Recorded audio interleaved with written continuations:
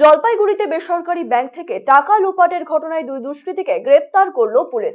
উদ্ধার চুরি যাওয়া প্রায় 28 লক্ষ টাকার মধ্যে 5,400,000 টাকা উদ্ধার হয়েছে বলে জানা গিয়েছে। ধৃতদের বুধবার জলপাইগুড়ি জেলা আদালতে তুলে নিজেদের হেফাজতে নিয়েছে পুলিশ।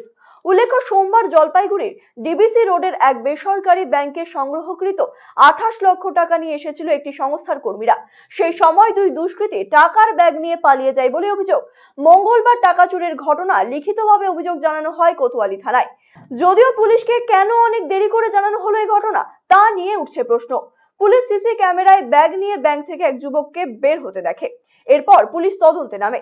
সিসি ক্যামেরা খতিয়ে দেখে দুষ্কৃতীদের চিহ্নিত করে পুলিশ। এই কাজে ব্যবহৃত করা হয় একটি বাইকও। সেই বাইক ও দুষ্কৃতীদের ছবি দেখে অভিযুক্তদের বিহার থেকে গ্রেফতার করলো পুলিশ। ধৃতদের নাম চন্দন গোয়ালা, বাড়ি ফাটাপুকুর ইরানি বস্তি এলাকায়। অপরজন আরিয়ান কুমার যাদব, বাড়ি বিহারের কাটিহার এলাকায়। দুই দুষ্কৃতী সম্পর্কে আত্মীয় বলে জানা গিয়েছে। এদিন জেলা পুলিশ সুপার উমেশ খান্ডবহালের সাংবাদিক বৈঠক করে জানান, 24 ঘন্টার মধ্যে ব্যাংক থেকে টাকা চুরি যাওয়ার ঘটনার কিনারা করা হয়েছে। 18 তারিখে এই জলপাইগুড়ি টাউন মধ্যে অ্যাক্সিস ব্যাংকের থেকে একটা ব্যাগটা এখান থেকে ছিনতাই হয়েছিল।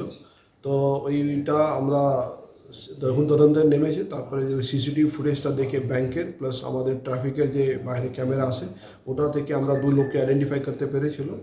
তারপরে আমাদের টিমটা ওই ইনভেস্টিগেশনের মধ্যে গিয়ে লাস্টে আমরা 2 জনকে কটিহার বিহার থেকে অ্যারেস্ট করেছে।